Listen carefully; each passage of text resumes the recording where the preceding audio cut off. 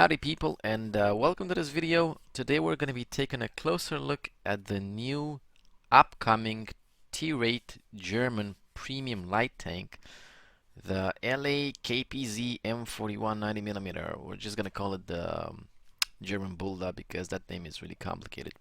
As you can see, this is like pretty much a copy of the Bulldog with a twist. It has a 90mm gun instead of the autoloader you're probably used to on the Bulldog. And of course this is T-rate. It's been bumped a tier, you know, and of course buffed accordingly.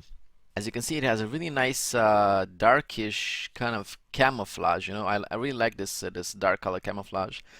There was another tank last year released, the 1357, and that one had an ugly VGL camouflage with it, but this one looks pretty damn nice.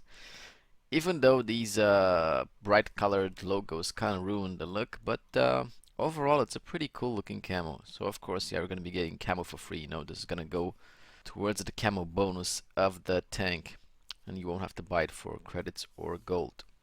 As I was saying, this thing is T-rate light tank with a 90mm gun. So the best way to compare this thing is with another T-rate light tank with a 90mm gun, which is the RU251. I'm also gonna take a look at some comparison like with the tier 7 Bulldog just for you guys to see. Okay, so we got the German Bulldog and the RU. DPM on these two tanks, Bulldog 2275 compared to 2422 on the RU251. The penetration 182 compared to 190. It's not terrible, honestly. The RU251 has really good penetration for a light tank at that tier. I couldn't tell much difference between the two, you know. Like, of course, 8 more degrees of penetration would be nice, but it's still very much workable. 240 average damage on both of them, 948 rate of fire on the Bulldog versus 10 on the RU. Let's go to the shell velocity.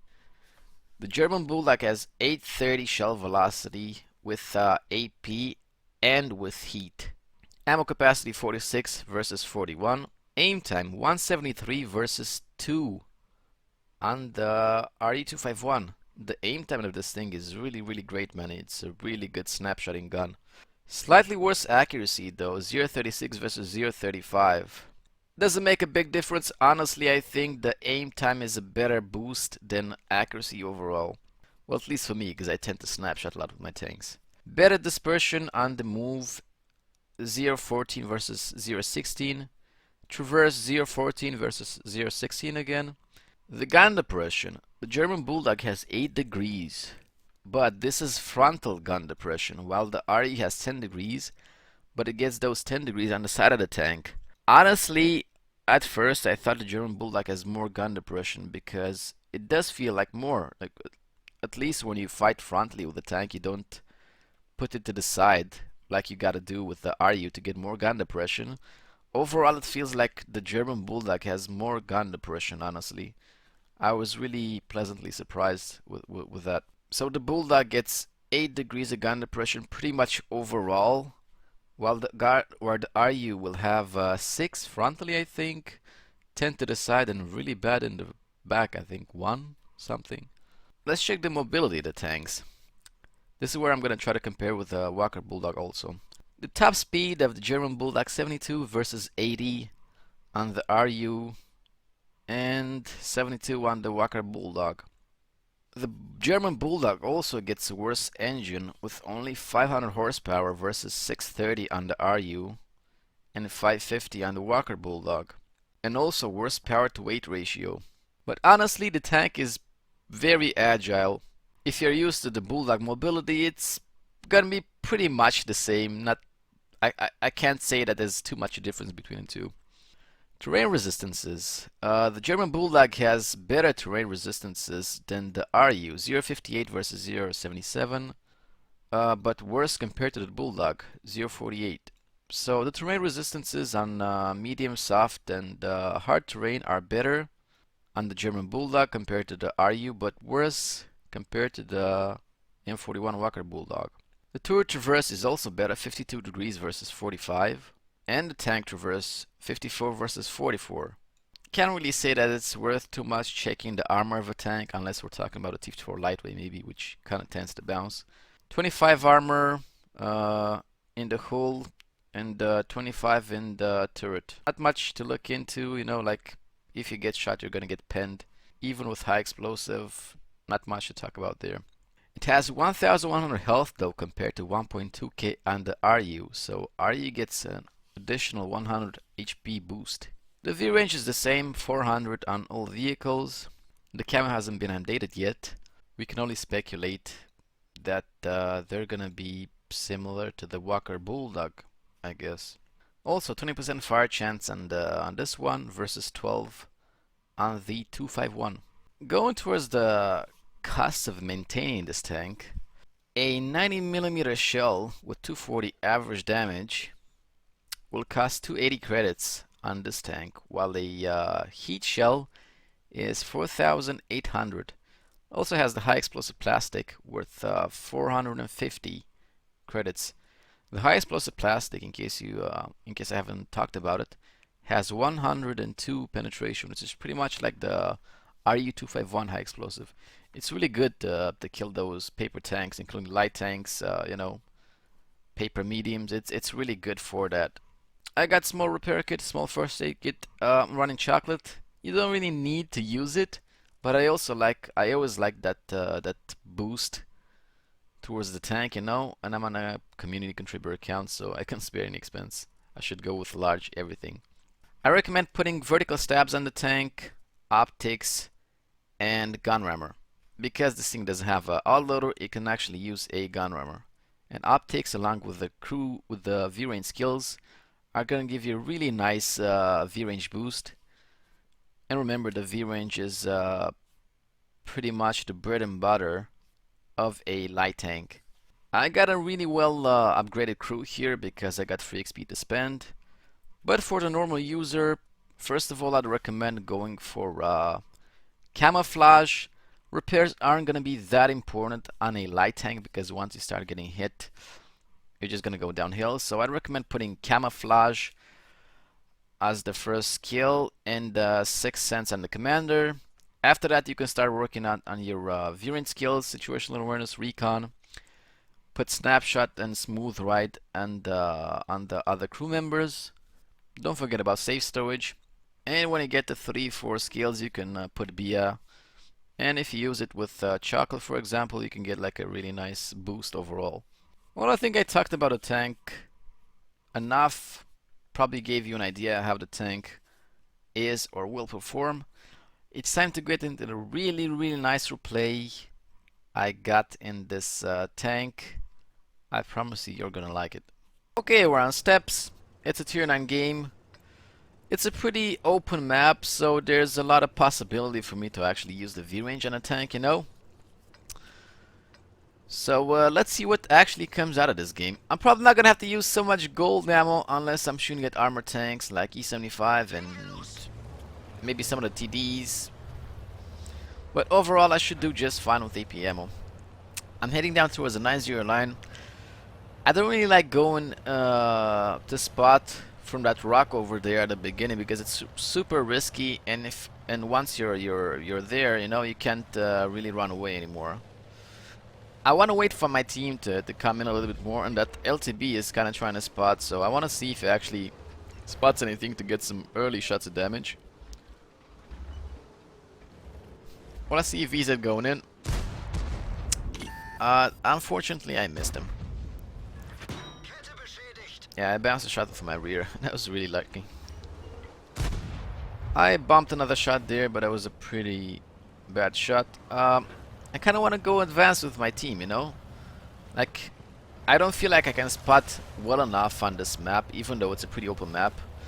But if I keep my distance, you know, and use my V range, I can see tanks before they see me. So I kind of want to go with my team. My team doesn't really want to push too much right now, but the AMX seems willing, so maybe we can make a daring run on the 9-0 line. And of course, we haven't really spotted much from their side besides the scouts, so I'm feeling pretty confident to actually go in here and check the place out. As you can see, the tank is really agile, as any light tank should be. There's a Ferdinand there. I can't shoot him from here, so I'm gonna have to go around and try to flank and shoot him in the side. But the wild SDA appears. So I gotta try to work my way and go shoot those guys while staying safe from the SDA. I loaded some of that fancy high explosive plastic, you know, with a lot of penetration, to see if I can put them into these tanks. But unfortunately, I ended up using it on the front plate of Ferdinand, and I'm not really gonna pen that. I switched to some heat for the 30. It's kinda gonna be tricky penning him with 182 pen unless I shoot his weak spots, and I definitely don't have the time to aim at the weak spots from here, you know. So we're gonna switch to some balanced heat.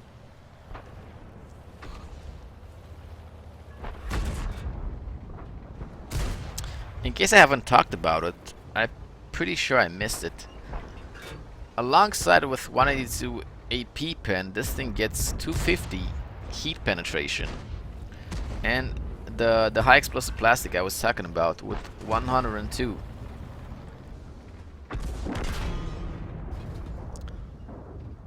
Well, I'm getting shot from the back there. I can't really do too much. I keep poking up. At this point I can say I'm really lucky that Artie is not going for me already, you know? I did went for the MR3. Yeah, I realize I can't do too much, so I gotta turn around.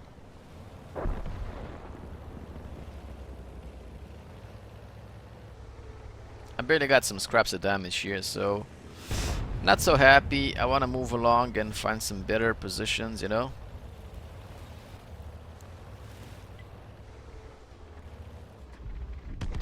Yeah, the SDA is in the back, I can't shoot him. And the T-30 seems to be willing to push in here. The MR3 is dead, so it's just me and a T-5041 in the back.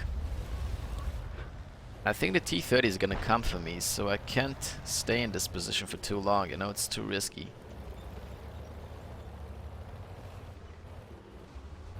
Yeah, he's definitely coming for me. I can't really take on a T-30 alone. I mean, I could, but he's got support in the back. You know, there's an SDA in the back and there's Conqueror next to him. And there are also two Arties, so I definitely gotta run away, because I'm just gonna die. Luckily I'm fast enough. And T-30 didn't try the snapshot, so I just got away without getting shot. I gotta get the distance, as I said. V-range is gonna be your bread and butter on light tanks. Get distance, use the V-range, and shoot him, you know? Okay, this T-54 I think is gonna die. Managed to pop one on the T-30.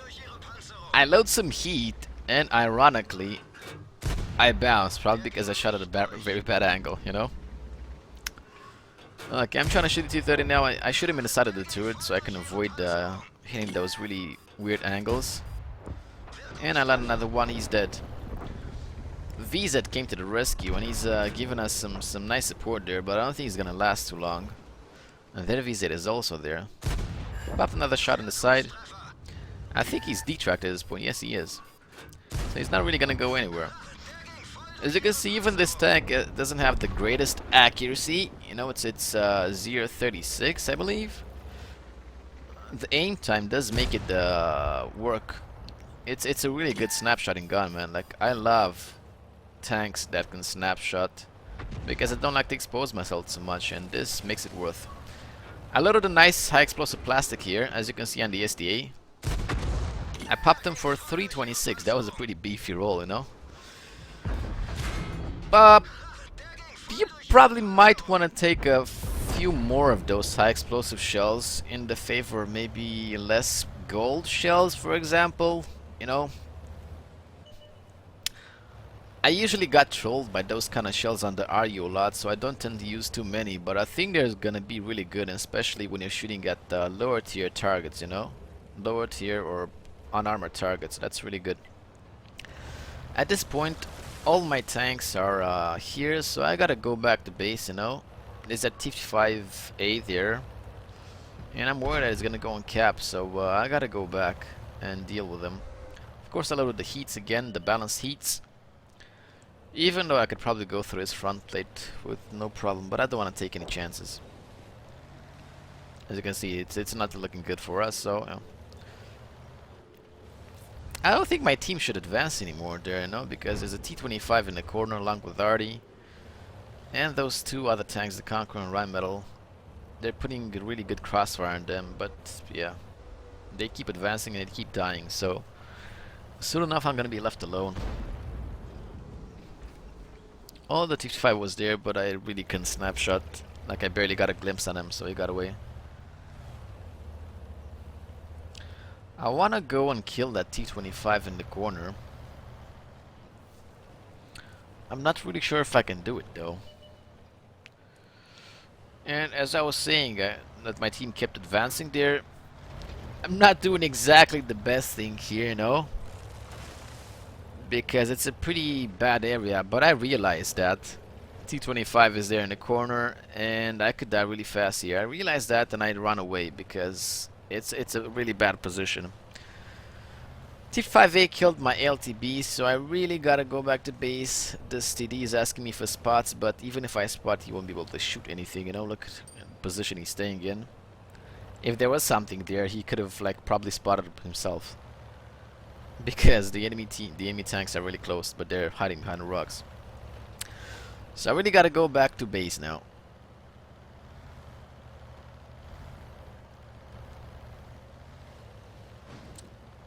Keep scouring the horizon, hoping that I'm gonna spot a T-5A. I don't really want to cross the rails because I don't know what else might be there. You know, like for all I know, Artie might have moved. The tanks in the base might have moved. If I stay on this ridge, though, I should have like really nice view on all the sides. So I want to stay here for now. I got spotted, unfortunately, so yeah, I'm hoping Artie's not gonna shoot me now.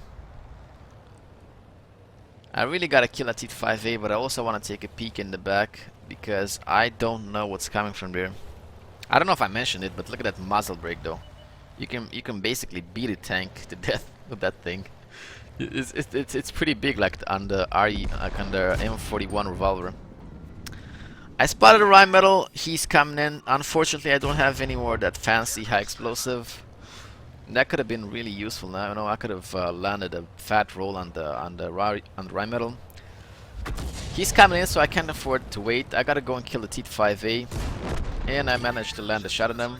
As I was saying, the accuracy on the move of this tank is really good. You know, I'm not usually the type that shoots on the move too much, but with this thing I actually tried, and it's really good accuracy on the move.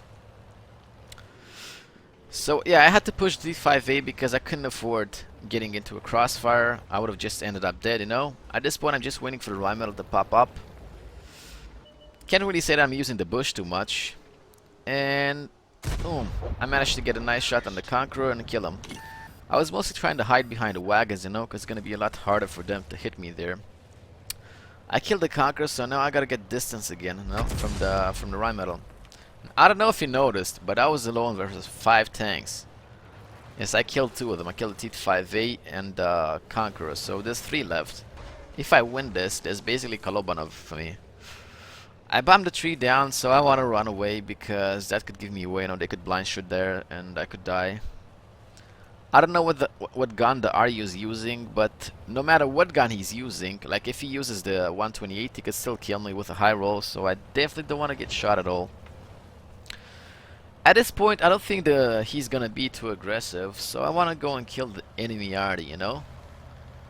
Because let's face it, even if he starts capping, I can go back to base and defend in time. I'm really fast, so that's really not the issue. I'm going from the right side because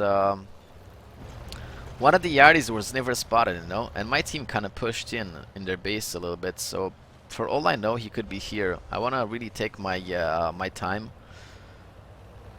and search and look for them, you know, because I really don't want to get shotgunned by Artie. Usually there's Arties up these mountains up there, you know, so I really don't want to rush into anything, because why not win the game, you know? Better safe than sorry.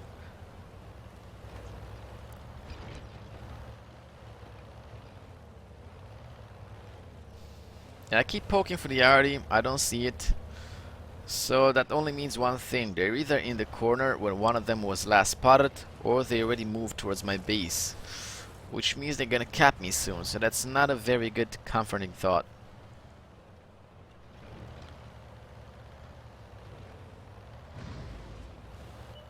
Well, there's the Yak Panther here. Really lucky me. The M53 bounced. He bounced, he missed. Otherwise I would have been dead already. And the GV Panther didn't shoot. I'm trying to hide myself behind this RD, you know, so that the RU can't shoot me. And there we go, he missed. I managed to kill the two RDs. It's only me versus the Rheinmetall. If I get a kill on them, this is Kolobanov's, boys. Again, if I would have some more fancy high explosive, this could have been really nice, but I don't. I can afford peeking and snapshotting, you know, because 1.8 aim time makes it work quite a lot. RU, on the other hand, he has a really good gun too, but he still has to aim more than I do.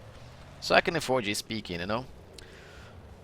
I kind of want to climb up the ridge there, because there's a nice bush, and I can spot the Rheinmetall and shoot him before he even sees me. But he spots me from behind the ridge there, so I can't really do that. I'm kind of stuck in this position, no?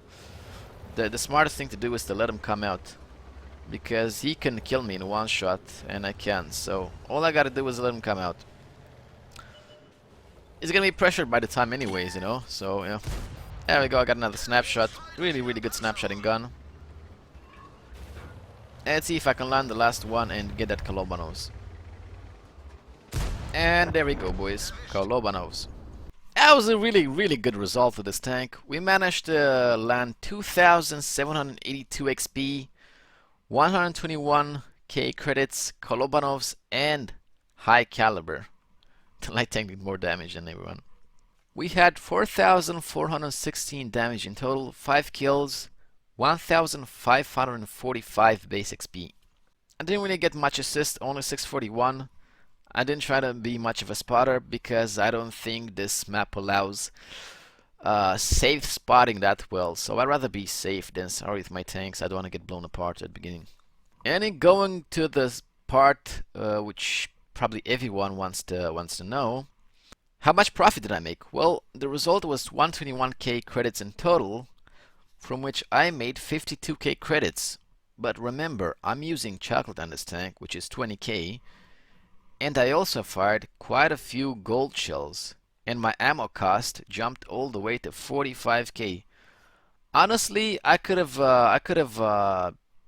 played the game with literally no heat shells this game, you know, because I wasn't really shooting at armor targets. I wanted to make sure I don't screw up my shots. So 52k credits could have been 72 easy without chocolate. By all means, it could have been 100k profit if I wouldn't have had chocolate and used gold ammo. Well, I hope you boys enjoyed the game. A few ending words for this German Bulldog. Wargaming has released light tanks in the past, like Type 62 or Type 64 or AMX 1357, but the fact I hate the most about those tanks, they have really bad penetration on the guns. So they make it really, they make really awful credit grinders. So you're pretty much left with spotting to actually make a profit. This tank, on the other hand, it has really good penetration with AP and with gold ammo. And if you can combine some spotting with that, it's probably going to make you credits in a similar way that any other tier 8 tank will grant you, you know? So it's the first light tank, it's the first premium light tank I'm actually happy with, performance and money making wise.